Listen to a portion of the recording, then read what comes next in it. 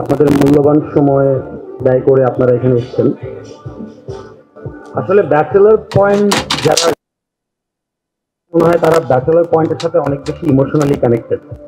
কারণ আমরা দেখতে পাই যে যখন একটা এপিসোড রিলিজ হয় ঠিক তার কয়েক ঘন্টার মধ্যেই অনেক মানুষ একসাথে দেখছে ব্যাচেলর পয়েন্ট। এটা প্রত্যেক চ্যাপ্টার প্রত্যেক এপিসোড যখনই রিলিজ হয় তখনই আমি দেখি, এবং আমার কাছে মনে হয় যে ব্যাচেলর পয়েন্টের সাথে দর্শক যেভাবে ইমোশনালি কানেক্টেড, এটার প্রথম মানে মানে প্রধান কারণ হচ্ছে আমরা যারা ব্যাচেলর পয়েন্ট বানাই আমরা নিজেরা ব্যাচেলর পয়েন্টের সাথে ইমোশনালি কানেক্টেড এভরিওয়ান।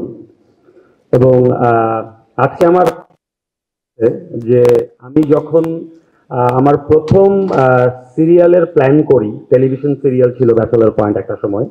তো আমার লাইফের ফার্স্ট সিরিয়ালের সময় আমি যেই চরিত্রগুলো ভেবেছিলাম তার মধ্যে অন্যতম একটা চরিত্র ছিল নেহাল। যেই নেহাল ব্যাচেলর পয়েন্ট সিজন 1 এবং সিজন 2 দুইটা সিজনে আমাদের সাথে ছিল। তারপর সামহাও নেহালকে আমরা হয়তো আমাদের সময় সুযোগ মতো পাইনি। এবার সিজন 5-এ এসে নেহাল আমাদের সাথে যুক্ত হয়েছে।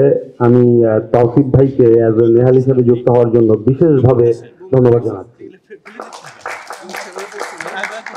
এবং আমরা যারা কাজ করছি ব্যাচেলর পয়েন্টের সাথে বা দর্শক যারা আছে, আমি জানি সবাই নেহালকে প্রচুর মিস করতো।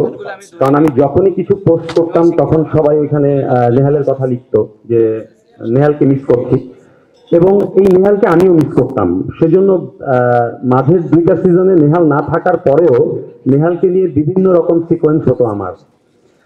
কাবিলা কখনো নেহালকে মিস করতো, কখনো হাবু ভাই মিস করতো। তো আমি আসলে আমার কোনো মেরে ফেলতে চাই না, আমি চাই আমার চরিত্রগুলো আমার মাঝে থাকুক। আর একসাথে কাজ করতে গেলে অনেক ধরনের প্রবলেম হতে পারে, অনেক ধরনের মনোমালিন্য হতে পারে।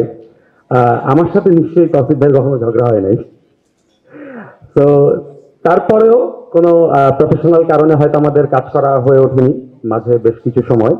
বাট সিজন 5 দিয়ে আমাদের যাত্রা আবার শুরু হলো। আমার কাছে মনে হয় যে সামনে আমরা একসাথে আরো অনেক দূর যাব। এবং ব্যাচেলর পয়েন্টের প্রত্যেকটা মেম্বার, আমরা আসলে যারা ব্যাচেলর পয়েন্টে কাজ করি তারা আসলে ইমোশনালি কানেক্টেড। এবং নেহালকে আমরা মানে কামব্যাক করানোর জন্য আমরা জাস্ট একটা সিকোয়েন্স শুট করেছিলাম। তো একটা সিকোয়েন্স শুট করার পর ওই সিকোয়েন্সটা যখন আমরা এডিটিং টেবিলে দেখি আমাদের গুজবাম হচ্ছিল, মনে হচ্ছিল যে কিভাবে আসলো এটা। মানে আমার স্পেশালি এডিটিং টেবিল দেখে আমি খুবই ইমোশনাল হয়ে যাই। আমার কাছে মনে হয় যে যারা নেহালকে মিস করেছে এতদিন, দুইটা সিজন অলমোস্ট প্রায় 4 বছর, তারাও ইমোশনাল হয়ে যাবে নেহালের কামব্যাক দেখলে।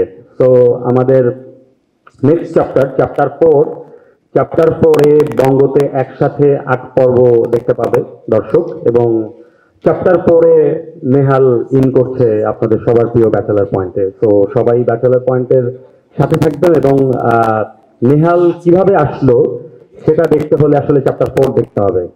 Thank you so much.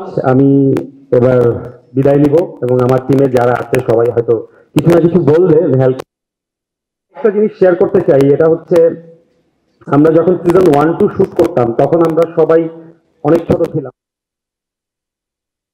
এবং আমরা শুটিং এর সময় অনেক মজা করতাম, অনেক ফান করে কাজ করতাম। আমরা শুটিং এর সময় অনেক বেশি খেতাম, লাঞ্চে অথবা ডিনারে বিভিন্ন জায়গায় খেতে যেতাম। এবং তখন আমরা সবাই খাওয়ার পর ফ্রেন্ডরা যেরকম টাকা ভাগাভাগি করে দেয়, এরা ভাগাভাগি করে করে টাকা দিয়ে তারপর শুটিং এর সময় লাঞ্চে বা ডিনারে অনেক সময় অনেক জায়গায় খেতে যেতাম। তো ওইটা এখন হয়ে ওঠে না, বিকজ অফ এখন সবাই বড় হয়ে গেছে, সবাই বিল দিয়ে দিতে চায়। সিজন 5-এ আমরা ট্রাই করবো ওইভাবে কয়েকদিন খেতে, সবাই মিলে টাকা দিয়ে।